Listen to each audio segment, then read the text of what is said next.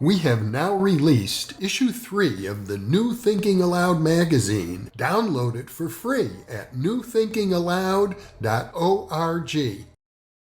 New Thinking Aloud is a non-profit endeavor. Your contributions to the New Thinking Aloud Foundation make a meaningful difference in our ability to produce new videos.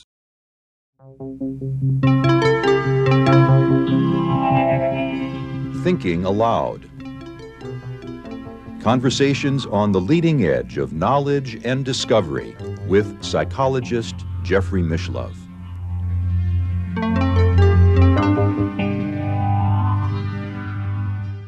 Hello and welcome. I'm Jeffrey Mishlove.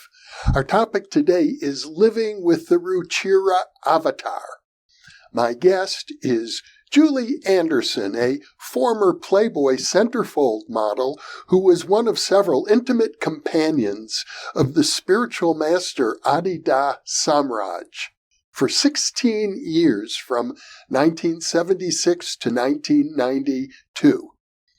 During those years, she was considered an individual of high spiritual attainments and was known as Kanya Samarpana Remembrance and also Swami Dhamma Dalotara Devi and a number of other names. Adida, the spiritual master, has also been known by many other names, including Da Lavananda, the Ruchira Avatar, and Franklin Jones. His writings have been highly praised by many thoughtful students of spirituality, including 3 well-known philosophers, Alan Watts, Jeffrey Kripal, and Ken Wilber. He died in November of 2008. Julie left the spiritual community founded by Adida in 1992 after a deep process known as reality consideration. Julie currently lives in Australia, and now I'll switch over to the internet video. Welcome, Julie. It's a pleasure to be with you. Thank you so much, Jeff. I'm extremely grateful to be here with you and for you giving me this opportunity to be able to speak with you. Thank you. You're very welcome. I think you have a most unusual and important story to tell. And I think it would be very useful if we could go back to around 1976 or so, when you first encountered Adida, and maybe talk about what your life was like just before that. Okay. So it was in 1975 that I first came across Adida, and I was visiting Berkeley. And I went to Moe's bookstore on, I believe it's the Telegraph Avenue. I know it well. Yes, Telegraph Avenue. And I saw the book of Adida sitting on the shelf. That was my first introduction. And of course, the cover of that original version of the Method of the Siddhas was a vision or an image that I had never seen before. So it was both captivating and a bit of a curiosity, I would say. Like, what is that? It had an image of Adida when he was younger, much younger. And he was sitting in a seat with a lot of decorative fabric and such behind him. And I thought, what is Elvis Presley saying in a situation like that? It had that kind of impression to me. Very attractive man. But then picking up the book and beginning to understand something about him as a person was what drew me in to the relationship to him.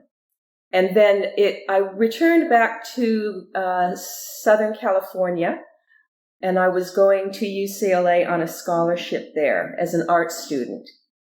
And I was living close by the university, and I was then beginning to study more of the teaching, the knee of listening, and becoming familiar more with the context of his communication and his life and the traditions around his life. I, at that time, was a very ordinary young woman, and living in California, I had the culture of LA around me, and I was very, very fascinated with mainly artistic things. I spent a lot of time in museums and painting and drawing and studying sacred art history and art history itself. And so I was beginning to expand in my awareness beyond just my very provincial and localized view of life when I was a young girl, and began to adopt actually some of the various disciplines that were given as for students of Adida, just out of curiosity more than any intention to become involved as a devotee. Because my life was fairly established at that time with my family and with what I was doing there and with a young man that I was involved with for a couple of years at that time. And then I also had an unusual thing happen, which is that I ended up modeling as a Playboy centerfold. And this was an interesting event because it brought me into the complete opposite of what it was that I was beginning to be involved in with Adida. So I had two paths before me, one in which I could go one direction very easily because I was quite drawn into that aspect of life, which is very different than what another door had opened that would be a spiritual aspect of life. Not that the two are incompatible in that regard. It's just that I had a crossroads before me. The long and the short of it is that I had a very, very strong experience of Adida and what the spiritual process is. Now, my knowledge of the spiritual process at that time was extremely minimal. However, I was not unfamiliar with religious practice or unfamiliar with the psychophysical nature of reality in life, because as a young girl, I had always had unusual phenomenal experiences. In other words, out-of-body experiences, astral travel, very strong intuitive personality, ESP, premonitory intuitions. These were not unfamiliar to me. However, I had not studied anything about it. And I actually didn't communicate a lot with others about it. It just felt like it was a natural part of life that I was aware of. And I think because of my artistic endeavors and my intuitive side and appreciation for aesthetics, and also because I had become a born-again Christian for a period of time, my sense of spirit and life being more than just the gross physical manifestation was something that I was available for. So I would say at that time I was ready for something different to happen, because on top of that, sadly, I was extremely neurotic in the sense that I was an anorexic, bulimic personality. So I had a tendency to dissociate from life, mainly because I was very troubled by what I observed to be a significant pain and sorrow in relationship to life, in terms of the sense of how people suffered, not just myself, but also feeling that I was trapped in a personality that had so much focus and attention on how I appeared to be. Obviously signed by my participating with the Playboy Centerfold and just a lot of what the psychophysical impact of being in LA around the Hollywood matter and models and achieving and competing and being seen and all of those kinds of aspects of what the LA scene is like. Of course, that's not all it's like. I don't like generalizations because there's so many nuances around any situation that we find ourselves in. But when I look back on it, that was my perspective at that time. It was very narrow. And so this was an incredible 1975-76 was an incredible opening. And to return back to the experience that I had of Adidab, this was before coming into being close to him. I would study often and listen to his voice on albums at that time. And I was listening to an album called The Gorilla Sermon. And I was also looking at a picture of him. And interestingly enough, when I viewed him bodily, in his physical bodily form, I fell in love with his physical form because his body reminded me of Michelangelo artworks. And that was something that I didn't know what to make of and why, but it was just, I was extremely drawn into the physical form of his person. And then at that time also his voice and his laughter and the profundity of what I was beginning to hear him communicate was something that was both new, extremely interesting, something I was very curious about, given that it was providing an opportunity for freedom. Fundamentally addressing something that was really clear to me about the nature of suffering.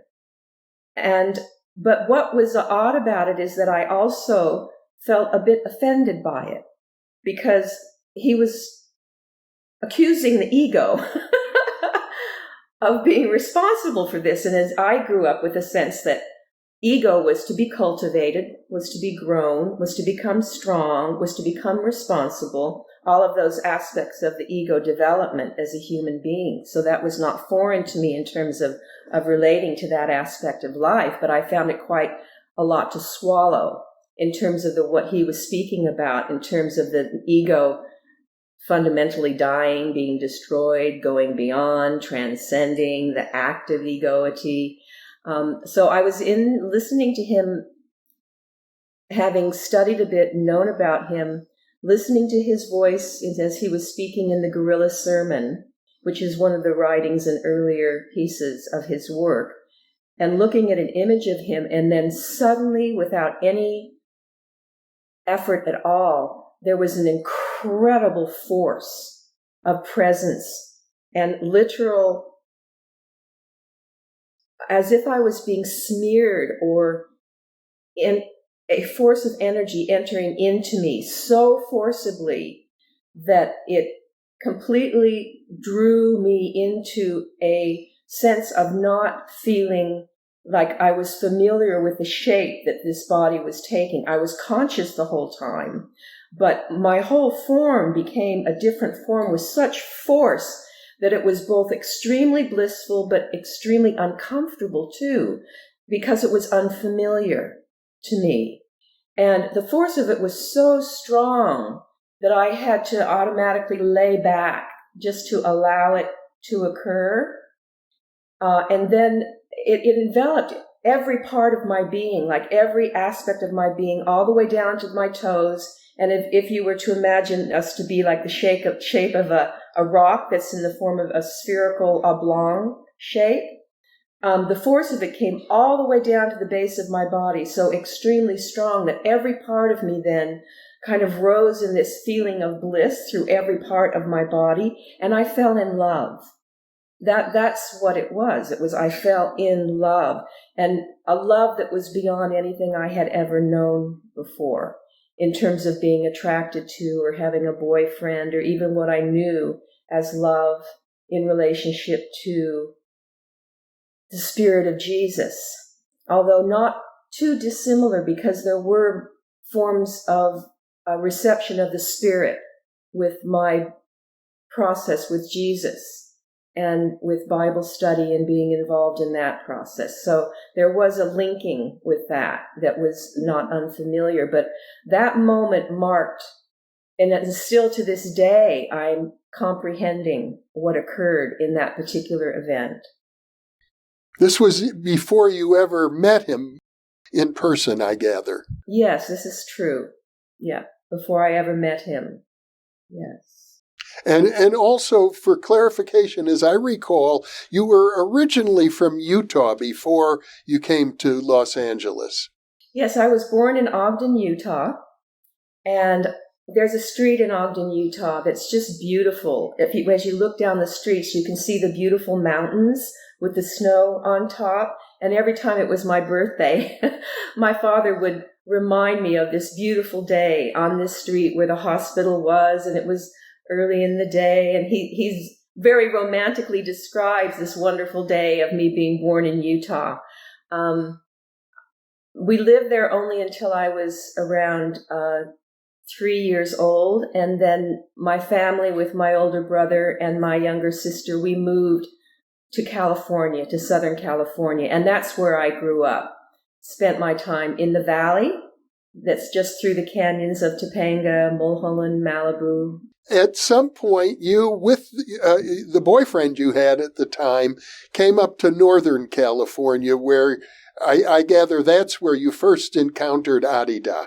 Yes, so from Southern California, his name's Mark.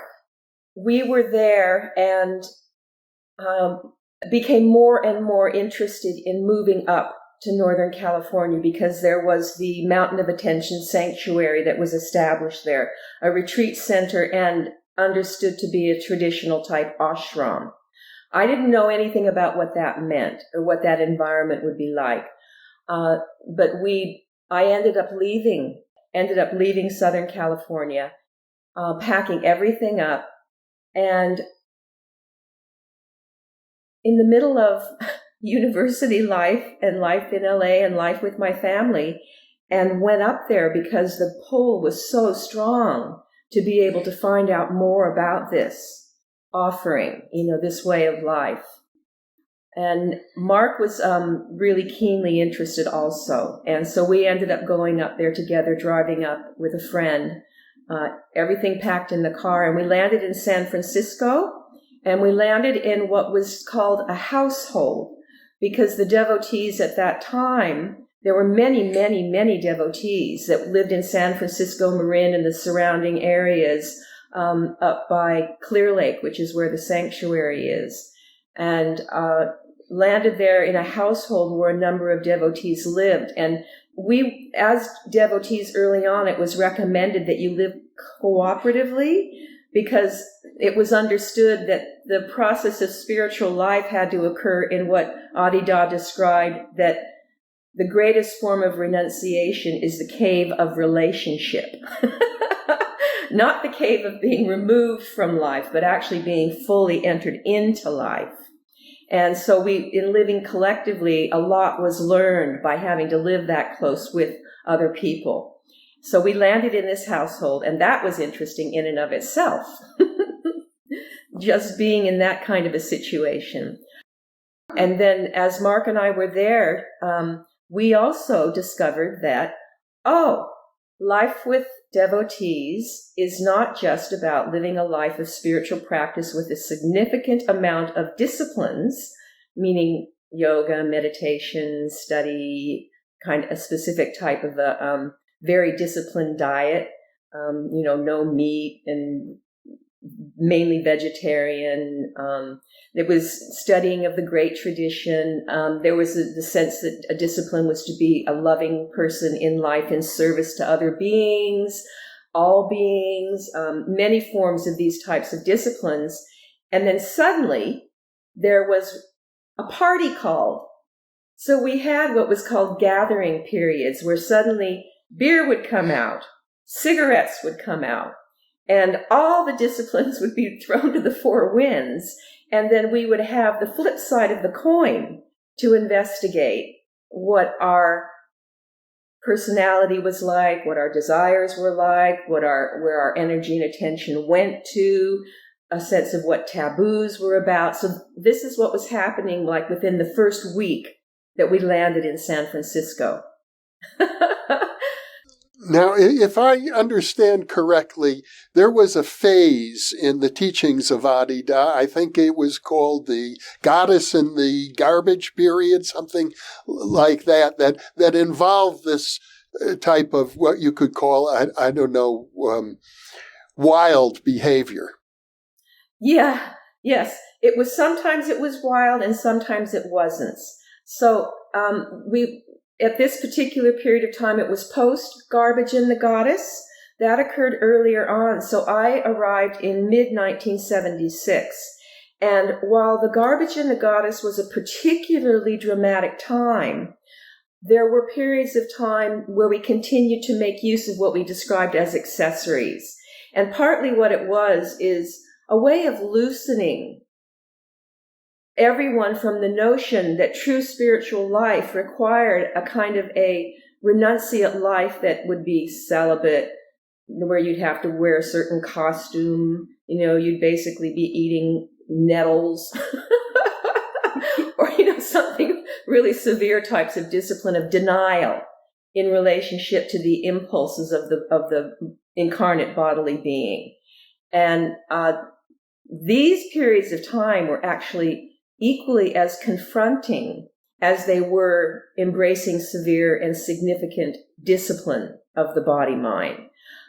So the wildness from a conventional perspective, I believe, probably has been coined because of the fact that we were oftentimes involved in a process of investigation, in action and in study relative to what is described as money, food, and sex.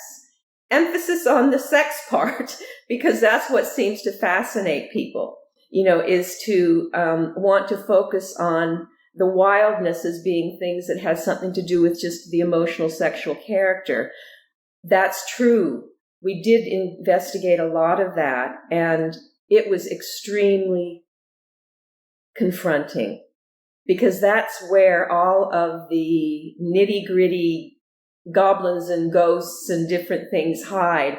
Oftentimes it's called the shadow side, where people don't really want to investigate that much. However, our process, and this has continued to be the case, is always an investigation of all aspects of life, that it can't exclude anything. So yes, there were wild parties, and some of the things that are understood to have happened during those times, I couldn't really address all of them, because each individual who may have something to say about what they experienced or what gossip may be evolving as a result of that, I wouldn't be in a position. I can just communicate what I experienced with authenticity.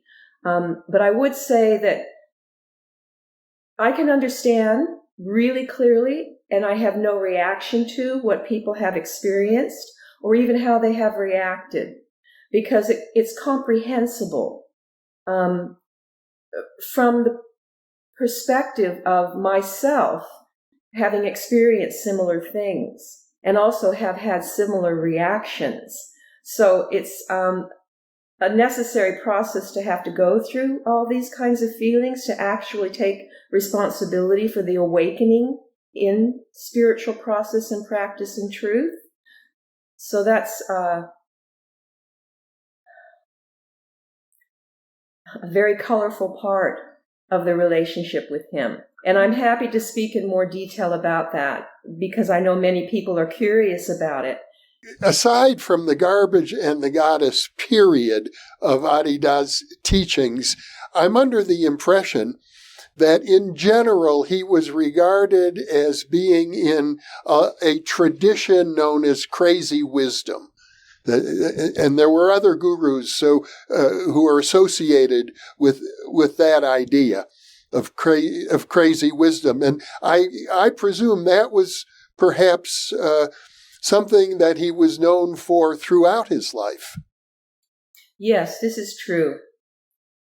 And the crazy wisdom tradition, I think it would be fair enough to say that probably most of humanity has no comprehension of what that actually means, particularly Westerners.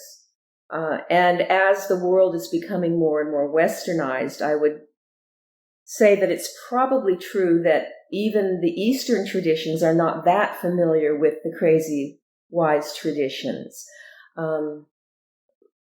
There seems to be more and more of a shutdown relative to the explorations beyond what is conventionally, politically, and socially acceptable, even religiously acceptable, or even spiritually acceptable. There's a real clamping down on the investigation of life in all of its totality. So at that time, however, when I came around Adidas, you remember the 60s and 70s were a different type of era, where there was much more of an opening. So a lot of what we were doing was actually not uncommon in relationship to what was happening worldwide, in terms of there being a kind of a renaissance of a kind in this exploratory fashion. Of course, there were people who vehemently hated that, opposed it immensely because it was a threat, to possibly what was the program of the day. And so with the crazy wisdom tradition, another word for the crazy wisdom tradition could be Tantra. There are aspects that I experienced immediately in Adida's company was that he began to speak, and had even previous to my being there, about the different ways in which we could live humanly, religiously, or spiritually, and transcendentally. So there was all these aspects of life that I was beginning to learn about, and he was beginning to reveal to me and to show me directly, not through just study. We did a lot of studying, like studying the great tradition. He coined that word, the great tradition of humankind, which is about all the different traditions that have happened through all the cultures in human, religious, spiritual, and transcendental terms. So my entire life has been a significant investigation served by his teaching, but also served by his asking us to invest ourselves in the study of all the traditions, so that there wasn't he wasn't asking us to believe anything. We actually were in a process of investigation and study, significant study. And then part of the crazy wisdom that he took on and we practiced, and with one another and with him, was that nothing was taken at face value in terms of what it seemed to be. So we had to enter into experimenting with different forms of practice and process. And that occurred in relationship to every aspect of life. And I think this refers to something that you called a social experiment. A penetrating social experiment, yes. Yes. And I thought that was brilliant, because it was that, and the social was an accompanying of all of what I had just described relative to life. So it took you well beyond the social persona, because you had to drop the social persona in terms of trying to hold on, to assume you had to be a certain way or believe a certain something or have certain presumptions about things. It was a discovery and a revelation process in relationship to him as the teacher and the Siddha Guru, who had realized what he describes as reality itself, the bright itself. And so the bright itself, or reality, was the context and the feeling of being context, and the transmission that was the vessel or the space within which all of this consideration took place. And what we were doing was always asking the question, is this truth? Is this sufficient? Is this love bliss? Is it true of everyone and everything, or is it separative, dissociated, isolated, conflictual, or is it all-inclusive? So that this crazy wisdom process is what we entered into in terms of even diet, even in terms of how we served our environments, even in terms of how we would relate to different skills that we have. As an artist, for example, that was a whole process of development took place in terms of my artistic skills, as it did with Adida himself. And the particular characteristics of myself as an individual was something that I had to begin to know really clearly in order to be able to practice an aspect of what he describes as radical self-understanding. So the crazy wisdom process was about constant self-observation relative to the manner in which this being manifests, where energy and attention is drawn. Now let's talk about the time when you first encountered him bodily, physically in your presence. Okay, thank you. Yes. So a lot had built up in my feeling and my anticipation because of what I had experienced before being there with him. So when I was in San Francisco, we were invited up to go to the Mountain of Attention to participate in a weekend retreat. And this weekend retreat happened to be a period of time in which there were gatherings going on where these accessories were being used. And however, every time accessories were being used, there was also, coupled with that, we would still enter into meditative practices, or what would be described as devotional practices, known as puja, or ritual practices that would involve holy sites, temples, the sanctuary itself. So when I entered onto the Mountain of Attention sanctuary, the first thing that I noticed, which has to do with his form again, and actually seeing him, was that there was a palm tree there in the middle of the sanctuary, one really tall palm tree, and immediately I recognized I have seen that palm tree in dreams my whole life, because I would have a reoccurring dream of walking down a street and everybody was walking their dogs except for me. And in this reoccurring dream, I was somehow not visible in the dream objectively, but I felt that I was naked in the dream. I couldn't see that I was physically naked, but somehow I was naked in the dream, and I was watching everybody walking their dogs. And what I noticed is that the person and the dog looked somewhat similar, and I thought that was amusing. And at the same time, there was this heartbeat that was sounding really loud in my ears. And the heartbeat was simultaneously a rhythm that I was following, but it was also a sense of threat to it, because there was a sense it could stop or it could end at any point. And then as I was hearing this heartbeat and feeling that rhythm more and more, and seeing the humor of the situation with the people and the dogs and them walking them with their chains, I began to move quicker and quicker and quicker. And suddenly I came across this big palm tree. And spontaneously I went up to this tree and I hugged it. And that hugging, everything came to a stillness. And the tree and the heartbeat came to rest. There was no more vision of the humans and the dogs and the chains, and all of it just came to rest.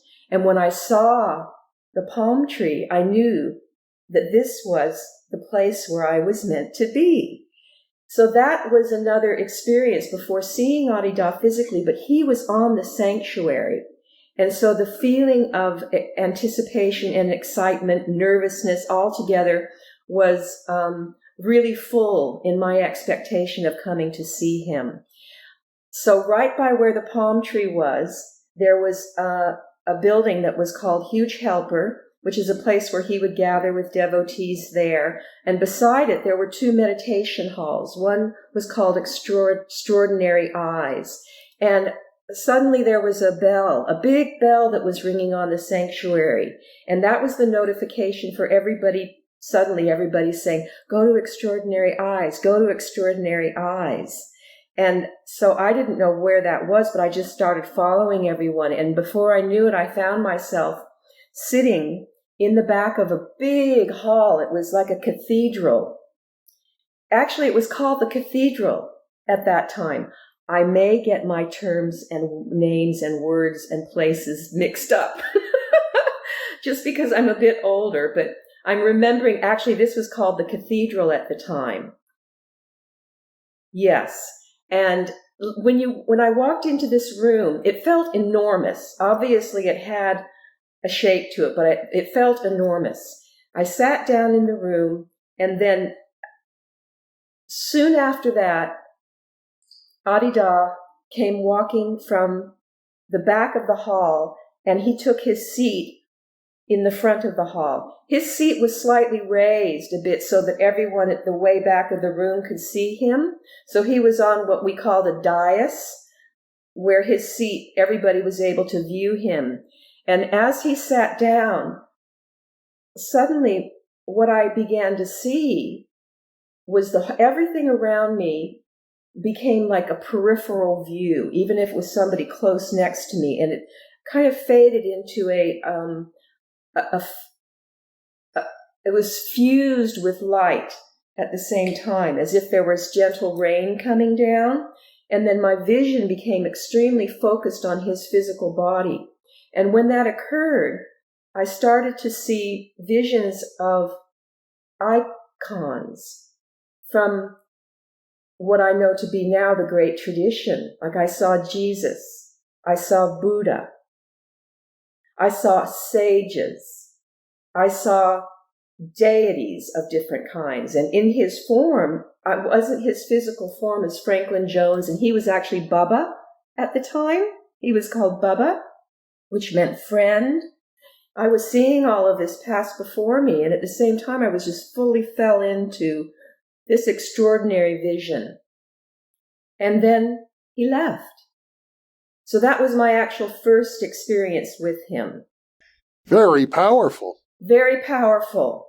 And apart from the visual aspect of it, it was the same feeling of the overwhelm of love, like just falling in love. And at that point in time, it didn't have anything to do with him as a man, not at that point. It was just the extraordinary nature of being drawn into a divine process that was extremely stopped my mind. It stopped my mind. So how did you follow up at that point? So then I stayed on retreat on the sanctuary, and what occurred is the day later, there was another gathering that was going to happen. And I began to be curious about Adida's life at that point. I started asking questions of the devotees who had been around a lot longer. And there was a gathering where he again began to speak in the cathedral again about the consideration that he calls divine ignorance, which means that while the mind may want to know the truth, truth can only be experienced, wholly experienced in the heart and with the whole bodily being, and it would be something that would be mutually felt by everyone and everything in the room and beyond. And so the mind falls away. And so we do not know what it is. We do not know what anything is in truth, as truth. There's that profound consideration about divine ignorance, and it relieves you of any search or seeking for what it is. through experience and knowledge, but it's a falling into that divine ignorance. So he was speaking about this, and as he was doing it, I noticed that there were men and women around him who were taking care of them in different ways. Like it was hot, so he was fanning. It was mid-July, so he was being fanned by a couple women or a man, and then he would be being brought something if he needed something. And I noticed then, well, what's this about? He's being served in some way. Why? And so I started asking questions. Well, unknown to me, my questions began to be brought back to him. In other words, there was a curiosity about him as a human being that he knew that I was interested in. So I was invited to another type of gathering that took place. And I was invited to what was called the King's Room. Now, the King's Room was a room that was downstairs. It was almost like underground because it was beneath a building called Great Food Dish. Now, you've been on the sanctuary, so some of these buildings, if I was to describe where they were, you might remember them a bit. But it was a building where the kitchen was, and then there was another hall there, and it was next to his private residence. And downstairs underneath that, there was a room that was called the King's Room. So I was actually invited to go to this gathering. And this was the first gathering where I actually participated with him, and he had, we were using accessories, which meant that people were drinking beer and some were smoking cigarettes. And of course, to me, it's like, really? What does this have to do with spiritual life and practice? Even though I had known that this was occurring because of what I read, I didn't think that was going to be happening. But I walked into the room, and in the middle of the room, there was a pool table. So that was another thing that was interesting. And in the room, it was this incredibly interesting kind of deep maroon carpet.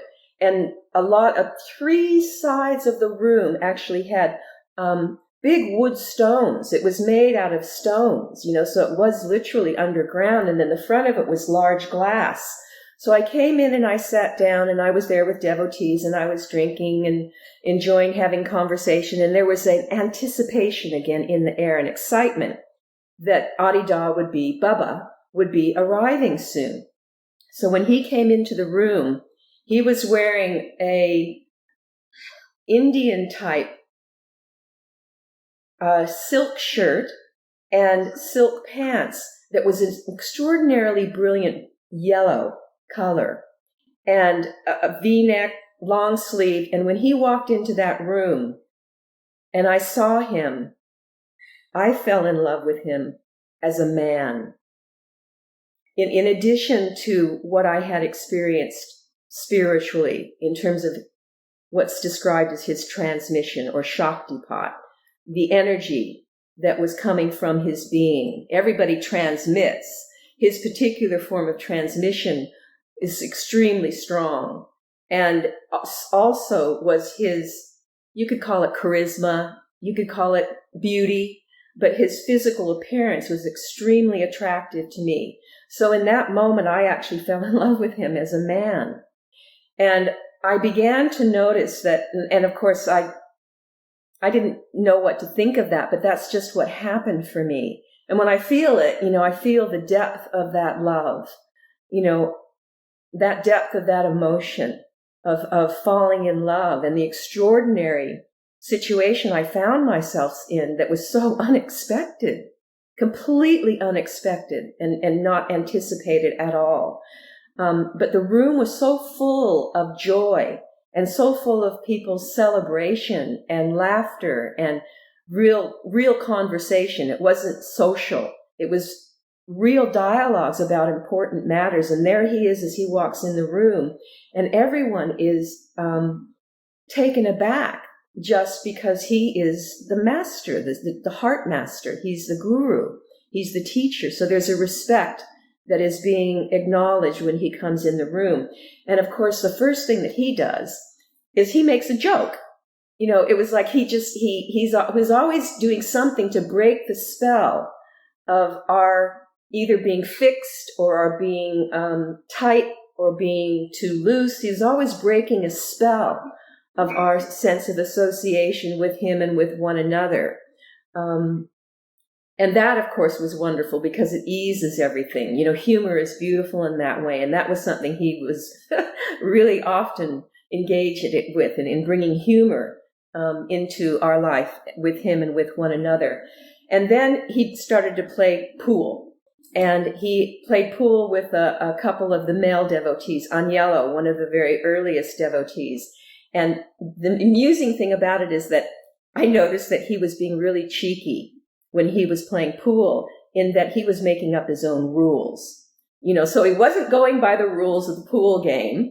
And that was another form of humor and another way of kind of demonstrating that, okay, well, there are rules here, but okay, we can have fun in breaking the rules. And so it would end up that everybody would kind of go with it in an amusing way because it was a pool game and it was amusing. And then at one point, unexpectedly, he came over with his pool cue, with his pool stick, and he took it with the pool cue on the bottom of it, and he put his right down on my right foot, on my big toe. And he said to me, "You have finally come down at last." And then he said, "I thought you would be a lot taller." And what he meant by that was that I had sent him a Playboy magazine where I had actually signed it. And this was done from San Francisco by the prompting of some of the devotees in the household because they thought that would be really amusing. Okay, so I did it. I thought it would be amusing. And I put, "with heartfelt love and lust and devotion," something to that effect. I thought it was a kind of amusing and silly thing to do. Little did I know how that would get played out. But, so he put his, and I can still feel that on my foot, like the coming down, being there with him. So that was the first interaction that I had with him humanly. And then as soon as he took it off my foot, I began to swoon. And I just like a revolving in my body of, again, another force of spirit and transmission that was coming in, from the interaction with him, but then in the room itself, the whole event, everything and everybody there. And it wasn't because we were just intoxicated. It wasn't because of beer or alcohol. I hadn't really drunk that much. But then at a certain point, I began to feel ill. And I couldn't conduct it. I just was, and I ended up going out, and I actually had to leave. Then I went to sleep that night and slept for a really long time, a really deep sleep. When I woke up in the morning, I was then again invited to go to his house. So that's another story. And I could tell you endless stories in detail of the environments, the people, the spaces, the places, the interactions with him, that would cover the full spectrum of what it would be like to have a relationship with him in every sense, from a man as his intimate, as his sexual intimate, as a devotee, and I've practiced in different forms of relationship to him through now coming from 1975 until now. And it's changed quite dramatically, too. At some point, you became part of a circle of female devotees who were all in intimate relationship with him. Yes.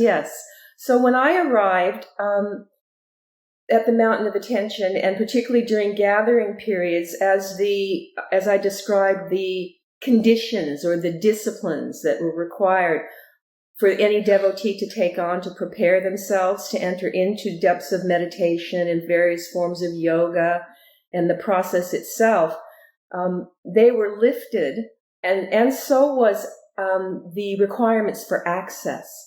Like in the earlier days, he was much more readily and easily available. Like people could just say, "I really want to see Adida. Can I come onto the sanctuary?" And then typically there's a lot of people who came in and out of the ashram quite readily and more easily than it was as years went by. So on the Mountain of Attention sanctuary, I continued to be there, and I ended up being invited by him to live with him. And that occurred in his home. I was there at the Manor of Flowers, and sometime I can tell you the details of that particular moment in time. But in terms of the situation of those that were surrounding him, he lived on the ashram grounds in his own home, but he lived with everyone. That was in part what the name Baba was about, is that he befriended so many people, and he lived with so many people as he lived in the ashram, so he wasn't isolated or separated out from people. He loved interacting with people. So as Baba, as friend, he was easily accessible by a large number of people, and who could come and ask him questions, who could be on the ashram, and he would move about the ashram freely, even though he had a set-apart house. But even in the house that he lived in, he didn't live alone. There were always people who were there. He had his own room, but there were people who would stay, and there were people who would sleep in the house, both men and women. And it wasn't as though, there weren't men and women who were there who were being sexually active with one another. It's just that it was the place where he was fully integrated. That was the kind of time that I entered into. So at a certain point, as I said, we had a conversation and a time in which we agreed that I would come to live with him and be in his intimate household, as you indicated. And at that time, there was no defined group of orders or congregations or practitioners at a certain level of practice. It was all very fluid. And I began to notice that because of my curiosity of questioning and because of my being asked to live with him, that I became aware that he was also intimate with women at the time. And that felt natural enough to me at that point in time because of my having fallen in love with him.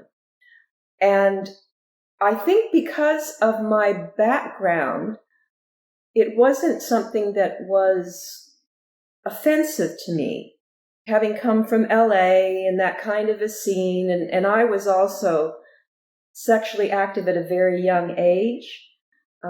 I wouldn't say that I wasn't promiscuous or widely sexually experienced or anything like that, but my availability to be able to be around him with the knowledge that he had more than one wife, who was had been Nina, although they weren't married anymore.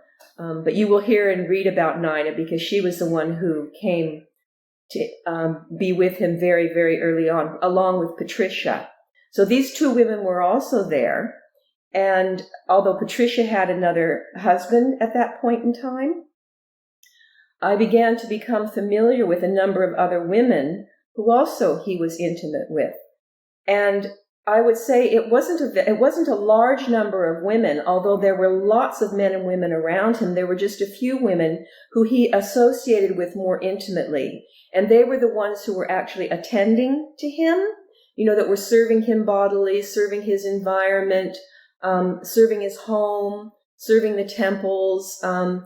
They were ones that he had were comfortable with. And I wasn't just saying in human terms, as I've learned as years have gone by, the individuals who were around him, there was a reason for why they were there. And even though we did not know that at a human level altogether, we also certainly didn't understand it from religious and spiritual terms, in terms of understanding or knowing the various levels of how the being manifests, that is not just visible to the naked eye. So as a spiritual realizer, particularly as a Siddha guru and someone who was a teacher in human terms, he could see things about us that we weren't aware of yet. And so those of us who became intimate with him and in his household had different aspects of their personas that were available for this depth of process with him. And we would only understand more about that in time as we would enter into the process more seriously. So I happened to be one of those people, and I knew nothing about the why of it at that time, except for that I was available and I was really wanting with every fiber of my being to participate there with him. And I was of the feeling relationship to him that I never wanted to ever be anywhere else again. That's how strong it was in me. And it was as if I forgot the world. I became so involved in being around him that it was though I just forgot everything else. And there was a part of that that was, you could call it an infatuation, but I was drawn so strongly that it was easy to let go of everything else. In time, I realized that there was aspects of that I didn't take proper responsibility for, and I have had to correct since then. But that was the reasoning for why I was so drawn to be there. And traditionally, it could be described as a gopi, with a guru. I think you use the amusing language as though we were with a rock star. We were like, he had so much charisma that we were just enthralled in that regard. And that's true enough to be said in a way of describing it. Yeah, you did describe him earlier as being like Elvis when you first saw his picture. Yes, he was very attractive. Well, of course, beauty is in the eye of the beholder, but for me personally, that was a response to him as a man, one thing. Yes, so as I was there with him in his house, and when I was there in his house, as I said, his house was the ashram. It was the center of the ashram. And what we did on any day was determined by what his movements were in relationship to everybody in the ashram, and also what was happening in terms of what was being brought to him by people in the ashram, in terms of news about people, news about the world, news about events, bringing things from the great tradition to him, bringing things to him that he maybe had asked for that was of interest to him. One thing was art, always art. He was always interested in traditional art, traditional iconography, books from the great tradition. All sorts of things were being brought to him in this regard. So there would always be interaction with him. The reciprocation of devotees' interaction of bringing things to him or telling him stories or speaking about his process. And this was happening when I was there in his house. And he also spoke often that was recorded. So all of his teaching through decades was recorded. And that's one thing that was occurring when I was around him, is that we would sit down in a room together and it would always say, turn the tape recorder on, and then he would speak. And often the speaking would be devotees having interaction with him, very personal interactions about their life, about their family, about their practice, about their work, about their relationship to certain things that would occur with him personally. And then again, I noticed that, towards the end of the day, more people would leave, and then fewer and fewer remained around him. And it seemed to be understood that there were certain people that would just stay there with him. And lo and behold, at a certain point, it was asked of me, do you want to stay? Just stay here in the house. And yes, that was exactly where I wanted to be, was to stay in the house. I didn't want to go to the retreat quarters anymore. I wanted to stay in the house. And so the time that it was decided that I would actually stay there in the house with him, he said to me, if you really want to do this with me, you need to go speak to Mark, and you need to communicate what this choice is and why. So I did do that. I went away and had a conversation and explained to him what had happened with me and how come I was choosing to stay there in the house with Bubba at the time. And so Mark accepted that. And he understood why, and so we ended our relationship. And he remained in the ashram and was a devotee for quite a lot longer, and also then very shortly after that became intimate with another woman and was married and had a child with this woman. And so he continued in the process and practice himself. I let go of all of that and remained focused in the house with Bubba.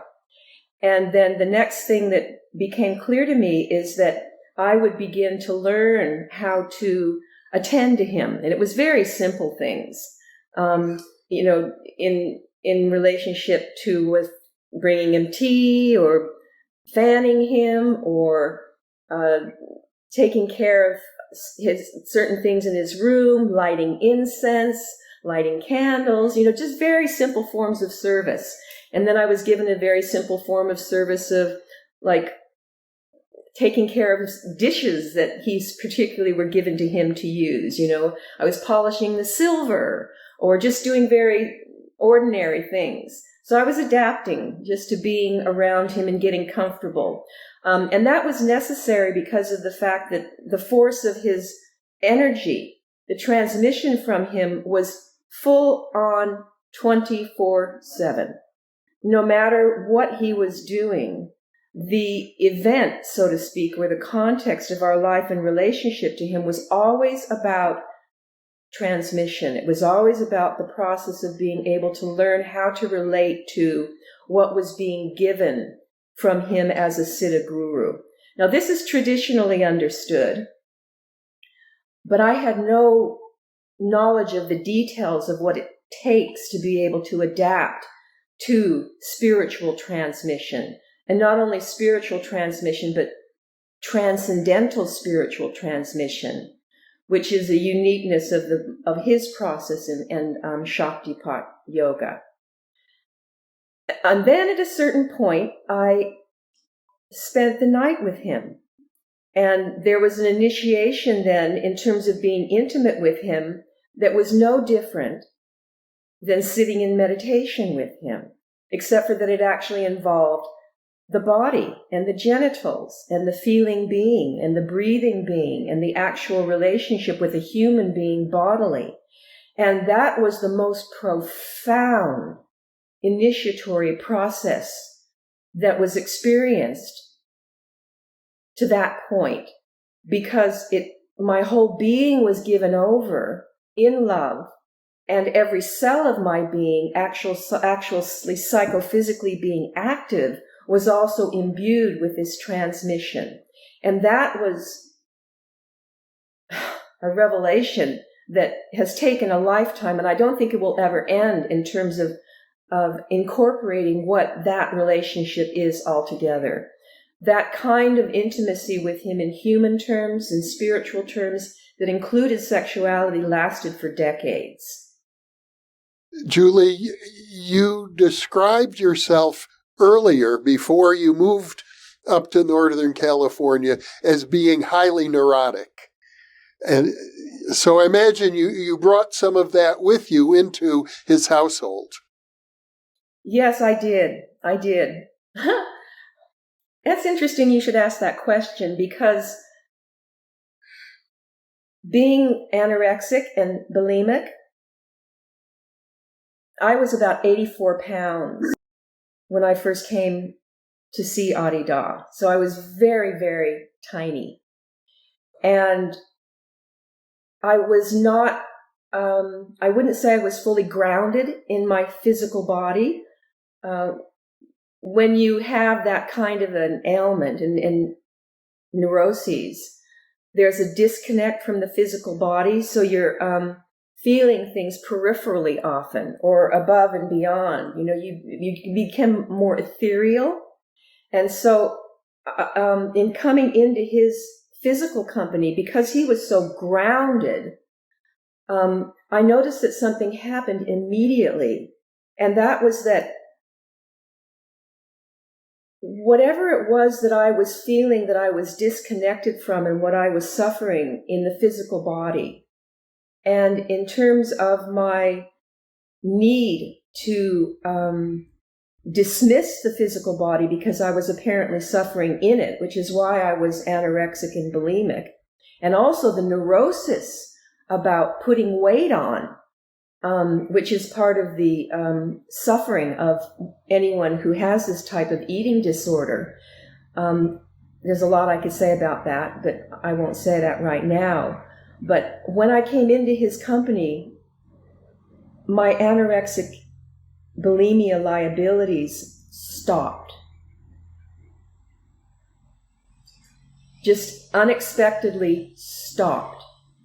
And what I can feel about that, and this isn't retrospective, this is actually what I felt at the time, is that I became completely connected at the heart with something that was sustaining, that wasn't dependent upon food, it wasn't dependent upon how I appeared, it wasn't dependent upon what people thought of me, it wasn't dependent upon my neurosis about being able to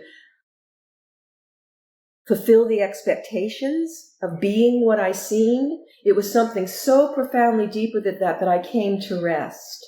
Normally one would associate a certain amount of petty jealousies emerging between different women all living together, surrounded by a single male, or surrounding a single male. Yes. So at this particular time when I arrived, there began to form an order of women around him. In 1975 through 1979, the manner in which he lived began to change a bit. And all the women who were there with him, and I think that there probably weren't more than maybe 15 that were around him at that time, possibly. But that many didn't actually live with him.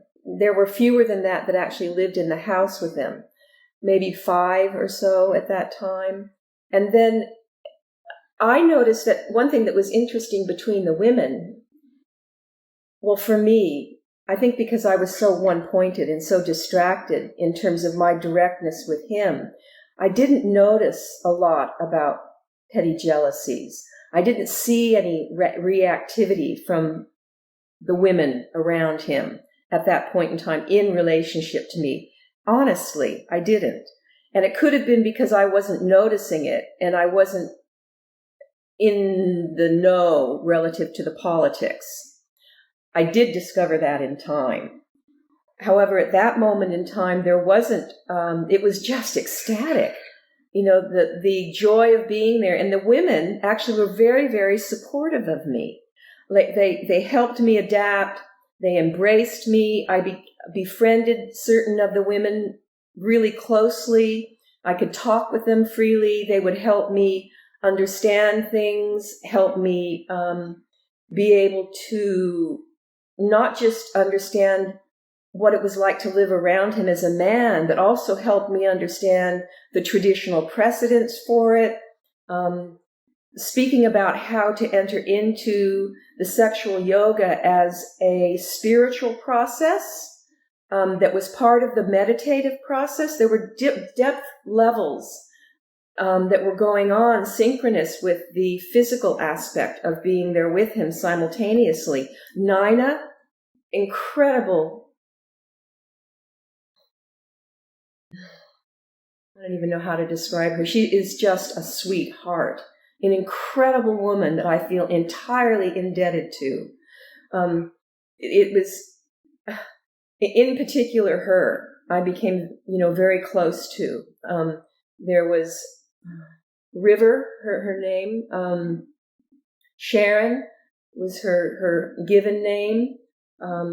She became one of the mothers of Beloved's children.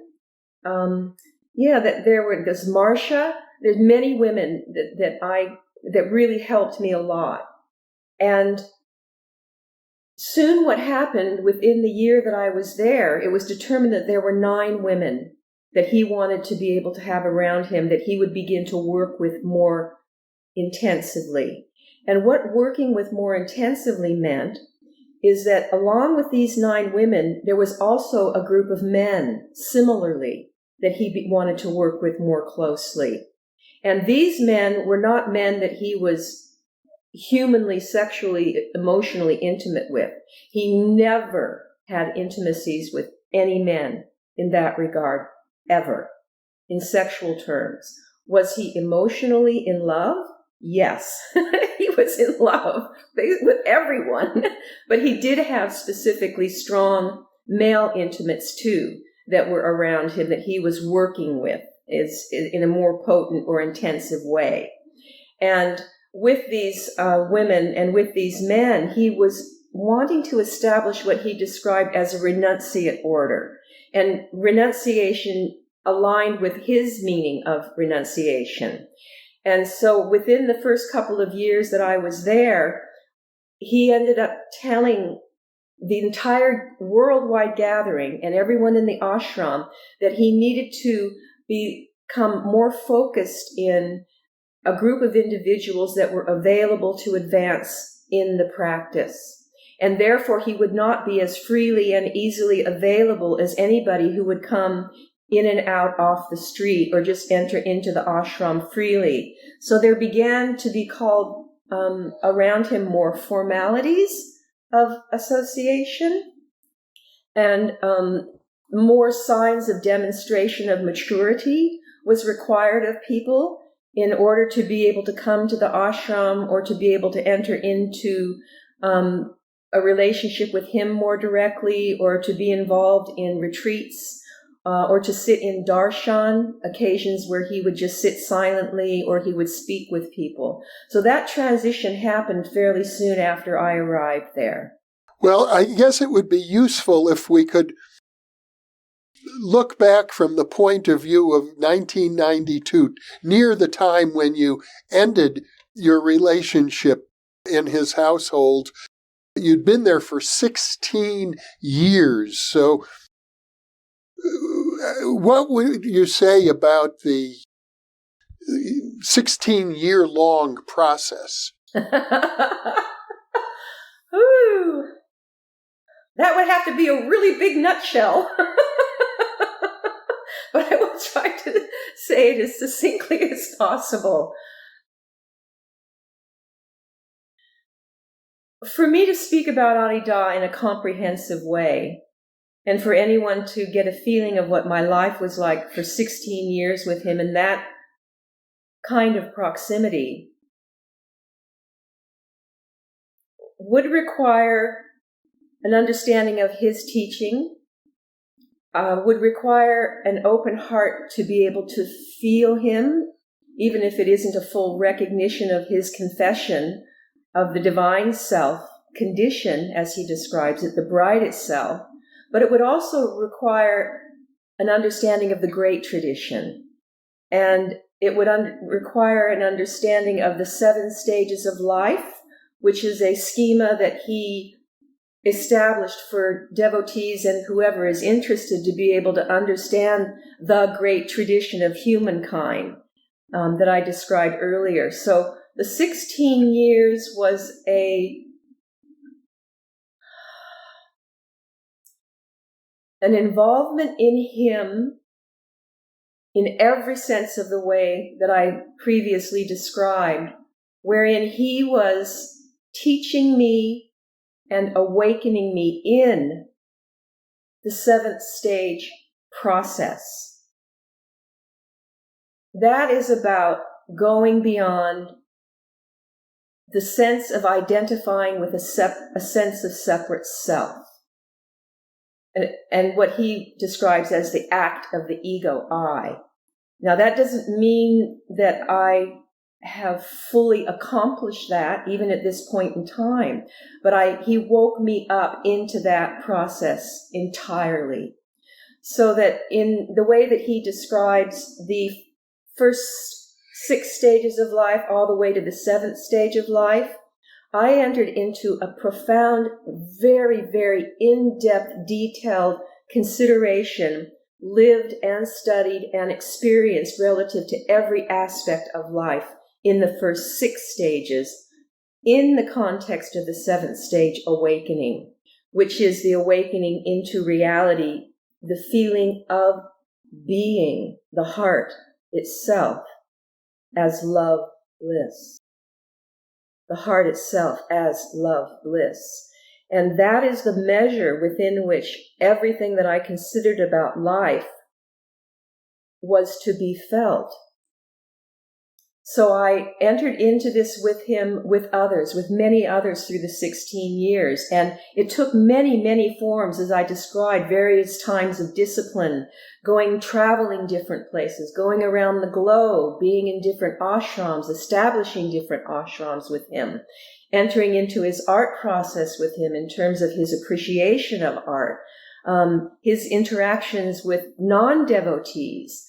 I saw his interaction through these 6 years with people who weren't practitioners. I saw him traveling the world and sitting in front of people who were public people or beginning practitioners. I entered into processes with just very few devotees who were involved in very advanced, most esoteric aspects of the process.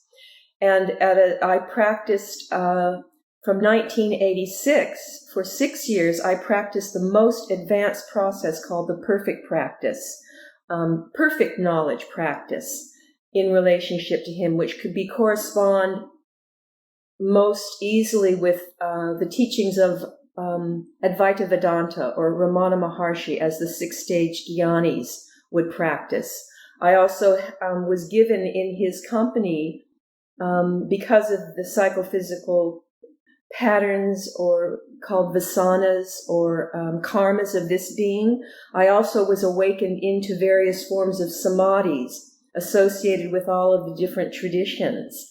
Again, this might sound very technical, but for people who understand what the different forms of samadhis are associated with the different chakras of the body-mind, people who are yogis, people who are mystics, people who are psychophysically awake, in the different dimensions of manifest being. All of these things were awakened, and my awareness of the existence of these realities are alive in me.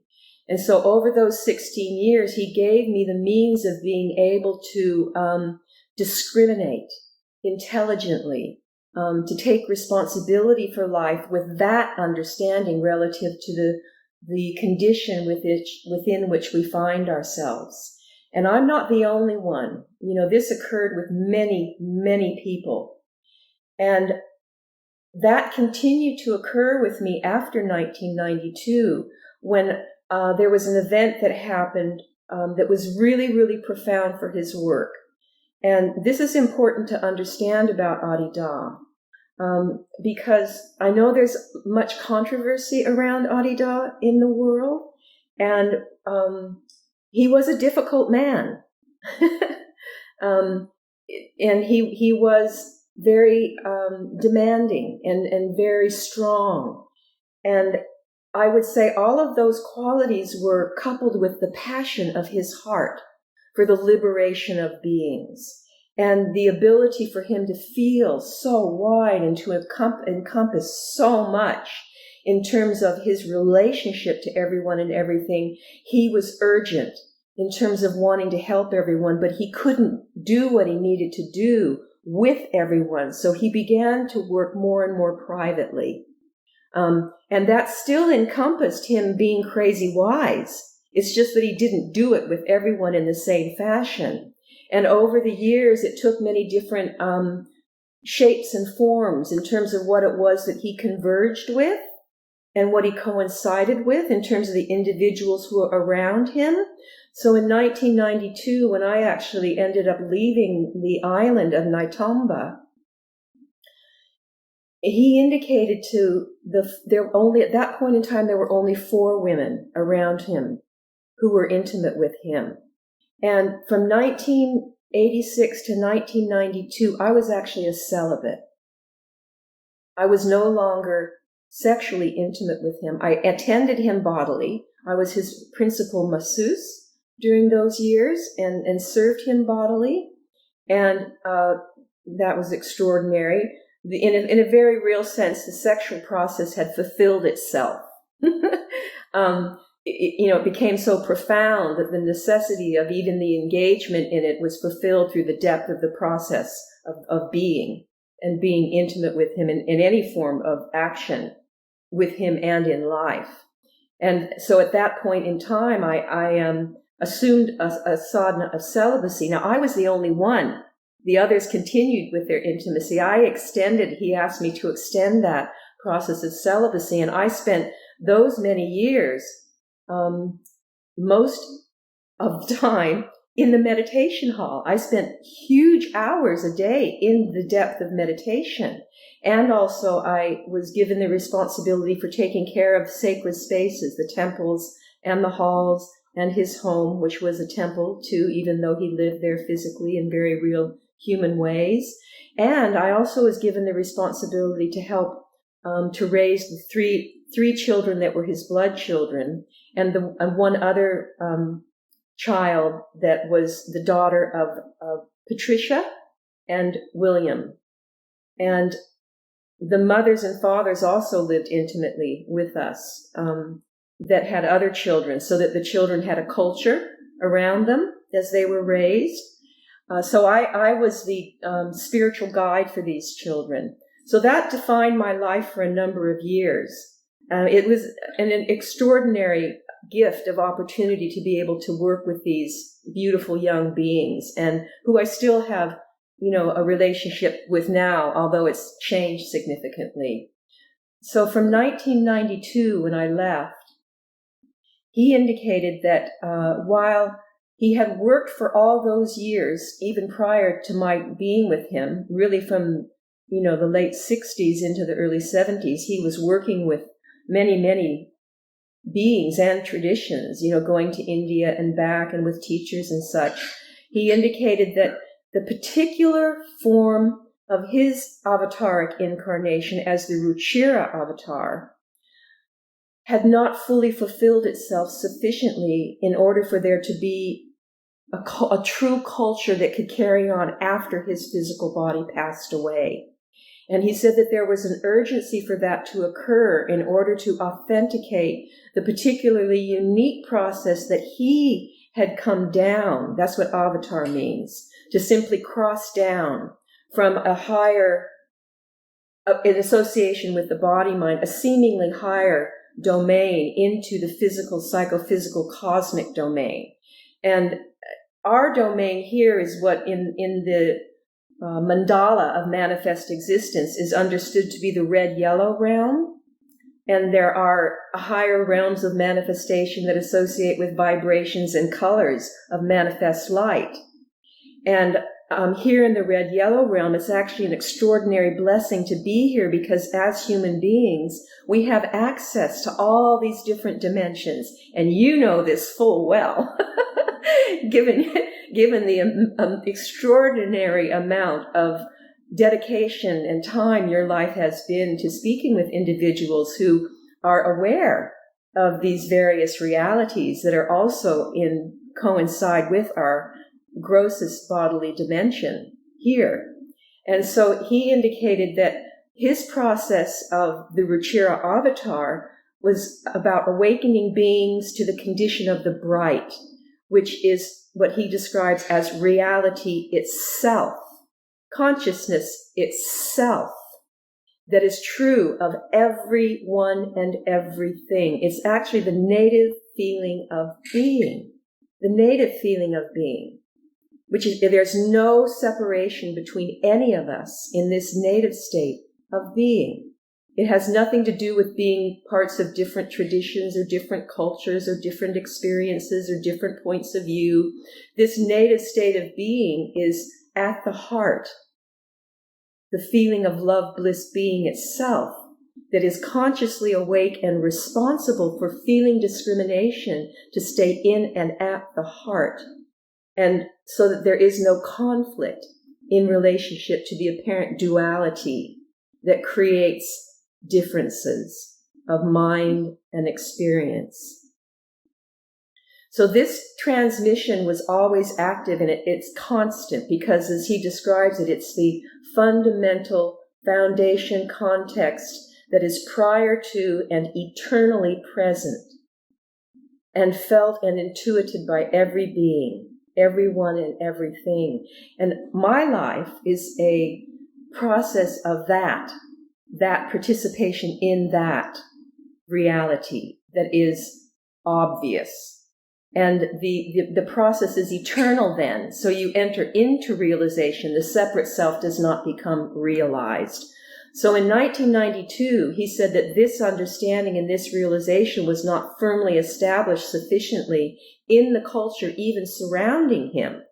And he had actually prophesied that this would happen even before he began speaking. And he wrote a book that's called The Trilogy. It's a poetic book. He's an artist, a literary artist, in addition to a visual artist. And in this book, he describes what is called the scapegoat and how the ego act will end up not relating to God, to the heart, to the divine, in a manner that will transcend the differing points of view so that there will be no conflict amongst one another. And he said, look at the way that you all live around me. There's ego politics. What you were talking about earlier, not just the jealousies and the reaction of, me, mine, and other, and gotta have this, you can't have this, ownership and controlling of things in relationship to one another. He said, you're doing this with one another, even though we've established a sacred domain, a culture, a seeming culture. You understand something about me, something about my transmission, but you have not realized it most fully yet. And the profundity of doing that was what I was just beginning to comprehend after 16 years and after having practiced the most advanced practice.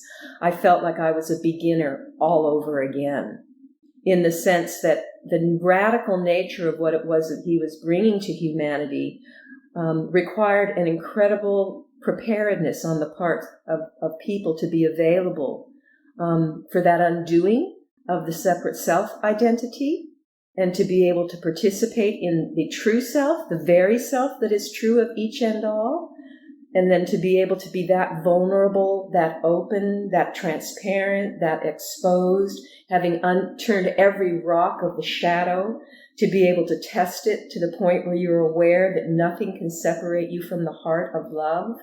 And that was the process with him. And in 1992, he said to the four of us who were around him, we were the Kanyas. We established what was called the Kanya order. And we were practicing in the domain of consciousness itself. We were practicing in the domain of the heart itself, that was the witness of everyone and everything in terms of what would arise and fall as experience in mind. And he said that the depth of our process had not occurred sufficiently because energy and attention was being drawn out from that domain such that we could not fall where there was the dissolution of the sense of separate self. And he said it had to do with this fact. In truth, we are not separate beings, any of us. There is the understanding of the unity, the prior unity, the interconnectedness between us all. Even as you sit on the other side of the globe as I am right now, there is no difference or distinction in terms of the fabric of light itself. And the light that he describes as unqualified love bliss is the very self condition in which we are awake. That conscious awareness, that feeling awareness is true of you and of I, seemingly separate. But to live in truth is to be awake in that, even beyond lifetimes, no matter what room you move into, no matter who you associate with. So he indicated you all are still somewhat assuming that somehow you're separate. And I'm speaking to you, and all the years that I have been speaking to you, I have been speaking to that heart that is only one, that is in you and awake and aware. And I am drawing you into that space of being. And therefore, I'm speaking through you to all beings. And the world itself is not prepared yet to receive me.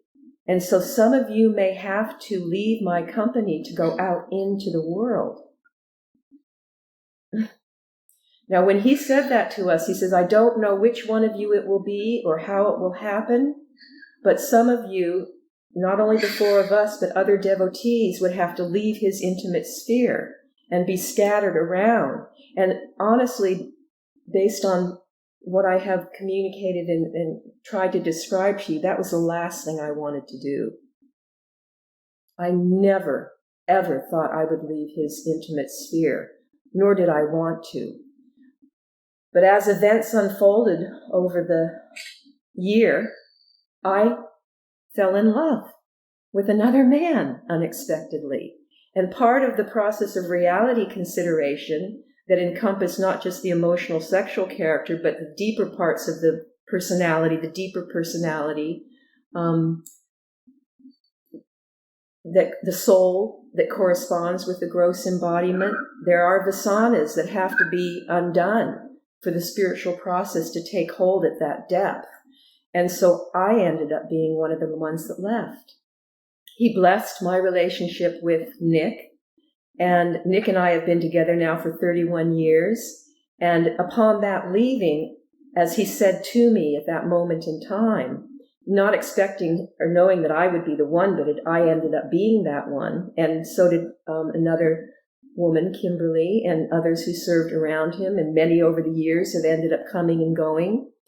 He works through many beings in the world that may not be, even he, though he's not physically alive, that process, the divine process that is not and was never exclusive to his physical embodiment, is still active, because it is the divine self condition that is the grace or the spirit that moves and draws the heart to awaken.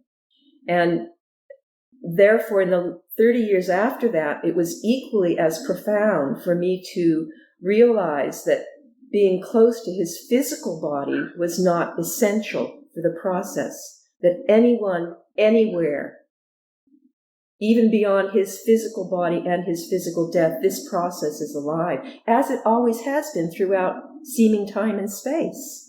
The divine process is the reality and the truth of anyone's divinely spiritual and transcendental condition.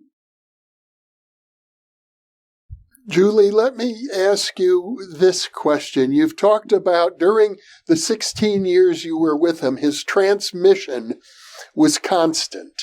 And you've described that transmission in terms of he being the Ruchira Avatar, the transmission of the bright, of something entirely radiant, entirely joyful and blissful.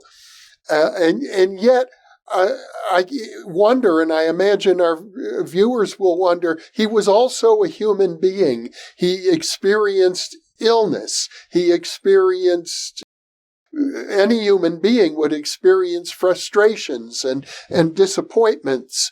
And I gather he was disappointed that his teachings didn't reach more people in his own lifetime. What was that like? Yes, well, your description is right on and apt, and I'm very glad that you've asked this question. Therein lies the paradox of our own embodiment, that very question about him, a seeming other, and the seeming dichotomy between, call it God, call it the divine light, call it bliss, call it whatever you want to name it. The certainty that love and bliss and conscious being is present. And the paradox that we also arise in a real situation, even though many mystics or realizers will say this is an illusion, it's also very real. And very real, we are very real seeming entities that experience everything profoundly and to varying degrees carrying various karmas and various sensibilities and various awareness. So with Adida, because his bodily being and that spirit of transmission was so potent in him, every aspect of his human being was magnified. Like, so love was magnified. Every emotion that you could feel was magnified to infinity, and it was not held back. Like, there was no taboo around feeling everything or experience everything. And he helped us feel that by virtue of him being transparent and not strategic or calculating or not in a program. He wasn't confined to traditional or conventional norms. He was free. He was a free man. So yes, indeed, did he experience all of these emotions. And you would also see and feel that, oh, yes, he has a gross persona. He has all of that, all of those aspects of being that all of us have. And what his life was a demonstration of was showing us that it's not a contradiction.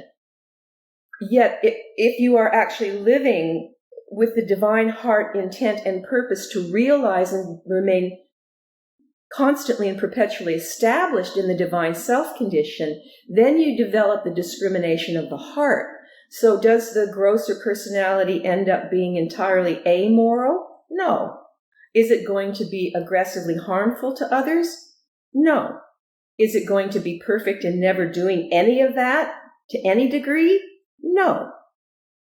In other words, the full spectrum of the light and the dark manifested in his being, as it does in anyone. So for myself personally, I just described that in rather broad terms and in rather esoteric terms that would be considered by some people. But it applies to human life. It applies to the very ordinary moments of constantly living with him, where everything was being triggered. Triggers going off constantly relative to how he may respond to me or may not respond to me, what I want or what I don't want, what he wants or what he doesn't want. All of those interactions at a very human level are occurring. And the measure was always, are my choices or reactions, are his choices or responses, are they serving the process of reality truth and that awakening or not?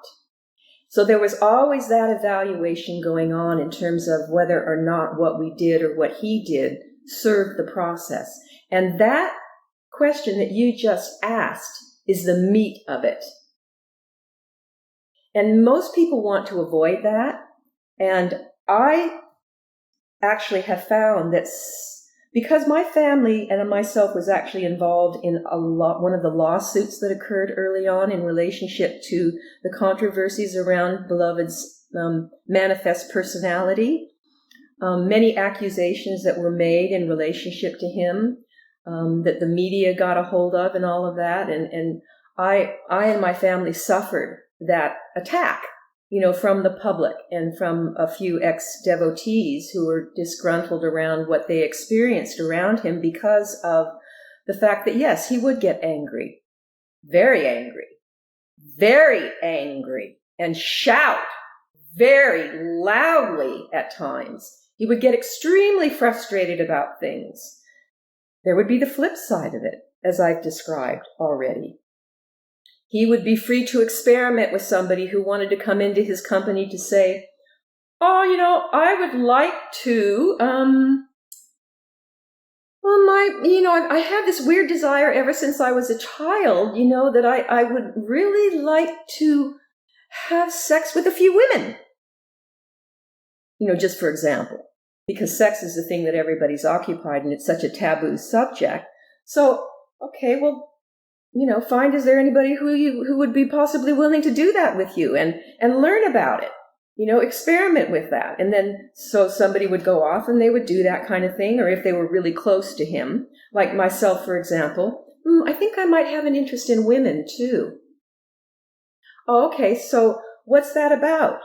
What does that feel like? How does that relate to you as a full persona? How important is it to you? What is the significance of it?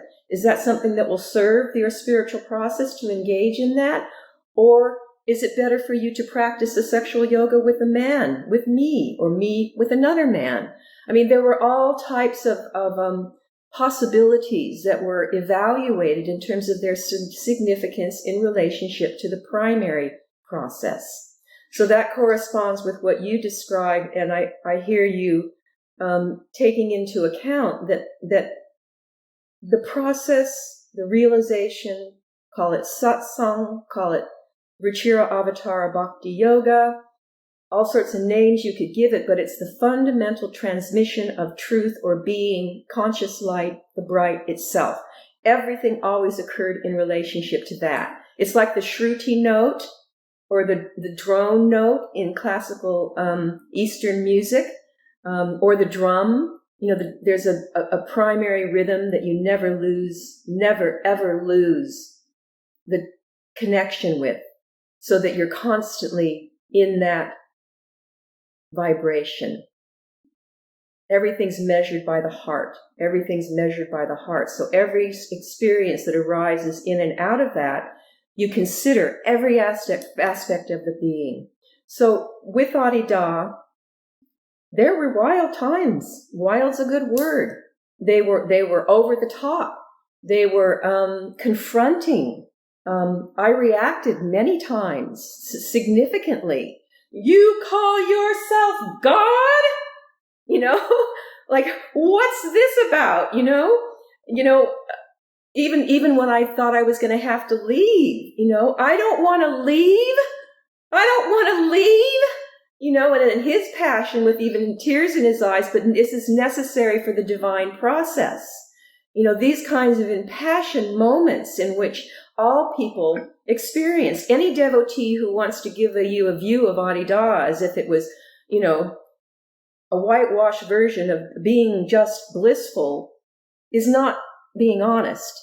And I object to that. And that's in part why I actually am so grateful that you're having this conversation with me. And I feel quite emotional about it, because for a period of time after Adida passed away, and even to the day that he passed away, his frustration increased because the urgency of his need to say to any individual being or to a group of individuals that you have most perfectly understood, or this consistent realization is such that you could establish a true culture that could serve and carry on my work with integrity.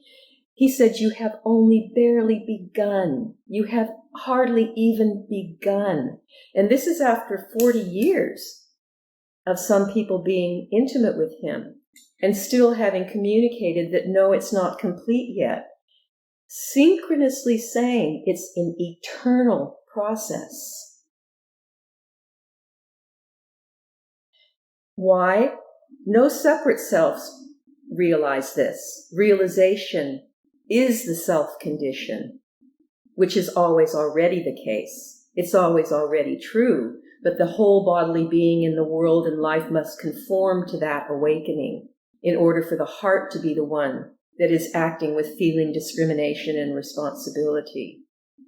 And he said that in order for me to acknowledge that, there would have to be a number of beings that would show signs that this is so, which would inevitably manifest as a collective of individuals that show authenticity and integrity. And he had in no uncertain terms, even though he was hoping it would be different, but he was always honest and true. He said, it is not happening. What you are manifesting as a gathering around me is a cult. What you are manifesting around me is scapegoating me. You scapegoat others, and therefore you interfere with the process of divine self-realization. You are still what he called mummers. You're still acting the act of the ego rather than allowing the divine self condition to be the one that lives and breathes you, the one that is the heart, the one that is true love. He said, look at the conflict in you all. Look at the politics that you're dramatizing. Look at the world is not even attracted to you as a gathering. And that's one thing that I actually learned as time went by, being out of his physical company. And that was that more I integrated with the world, I kept hearing people saying a few things that were really, really important. And a lot of times cultic devotees don't want to talk about this, is that, how come you're not realized yet? Is that a reflection of Adida? Well, I can understand the profundities of what Adida is speaking, but I don't see the demonstration of it as a culture. You're all cultic. You're not very welcoming. You act as though you've got a secret and nobody else could understand. Or you're just kind of a club that it's hard to get into. All sorts of things. Or people would say, I really appreciate what Adida is saying, but maybe he's a bit mad. Is he an ego? Is he just full of himself? I got to combine with all of the objections and that people have had. And in 2011, I combined so significantly with them, I realized that mind is not other than this mind that seems to be associated with this personality and this persona. That mind itself is all a collective mind. A profundity of depth that not only does the body itself need to be open and vulnerable and trusting, the mind itself that is in the collective psyche must be gone beyond. So to presume that as a devotee you don't have those reactions and you don't have those negative thoughts is delusional. So I went through the process from 2011 to transcend and to go beyond what I also had to recognize was so in myself, and come to an understanding that the whole process of his embodiment wasn't dependent upon his body or the mind of response in relationship to what seemed to be about how he played or how he was or how he reacted or how he reflected, what he did or didn't do. There was always a lesson that was to be learned about that. There was always a radical understanding, a self-understanding that was necessary in order for the heart to remain open, to remain in the room of being itself or the bride itself. In other words, to be established in the self condition. So that's the process. And in relationship to the formal gatherings since then, I have been unable to continue to participate in that, which I think I spoke to you about before. I am no longer associated with the formal gathering. The whole worldwide gathering is in a conundrum right now relative to the transcending of being a cult around Adida and his life and what happened while he is alive. That is what is occurring. And to present it as being anything else is the error. And yet there are a number of people who have, and I'm just going to say it plainly because I don't want to play games. It's too serious to play games. I'm not playing a game here at all. The integrity of Adida's work and what he did is too significant for it to be dismissed by gossip or by hearsay or by lack of even the willingness to be open enough to even consider it. Or to be able to hear devotees speak about it from every perspective or point of view. But after he passed away, there was a power grab that occurred in relationship to him. And that actually ended up taking over his work, and the narrative has taken a shift, and lies have been being told, and secrets have been being kept around what happened. And people are being muzzled relative to actually speaking about the details of the practice and what occurred in his lifetime, as if there was something so horrible that happened that he could never be given for, we could never be forgiven for, that would just, make it impossible for anybody to accept or hear about this divine process that occurred in his company. I don't agree with that orientation. I'd feel that transparency is absolutely essential because we're not different than anyone or any being. And the truth is necessary.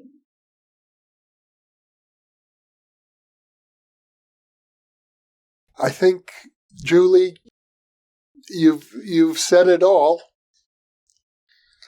for now.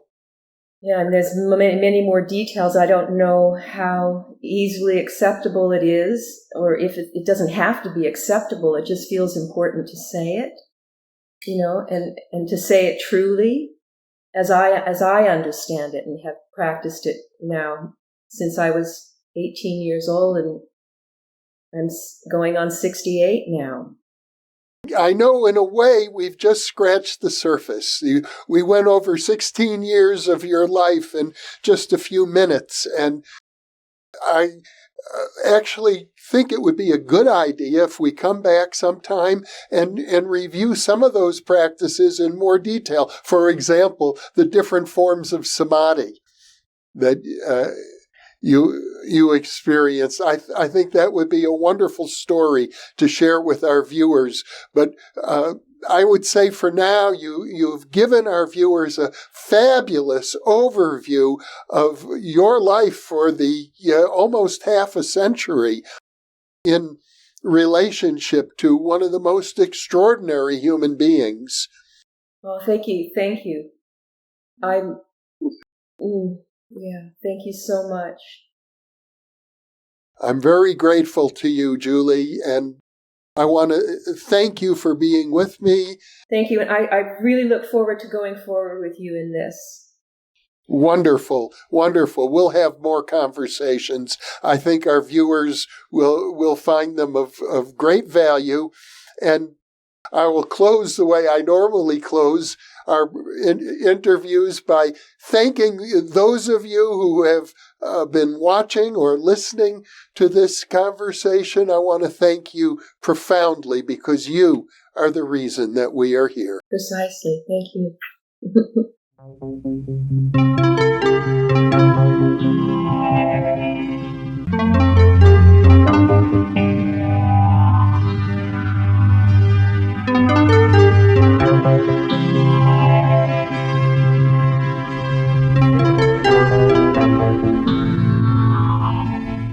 I imagine that by now, many of you already realize that in conjunction with White Crow Books, we've just launched the new Thinking Aloud Dialogues book imprint, and our first title is There Life After Death? New Thinking Aloud is a non-profit endeavor. Your contributions to the New Thinking Aloud Foundation make a meaningful difference in our ability to produce new videos.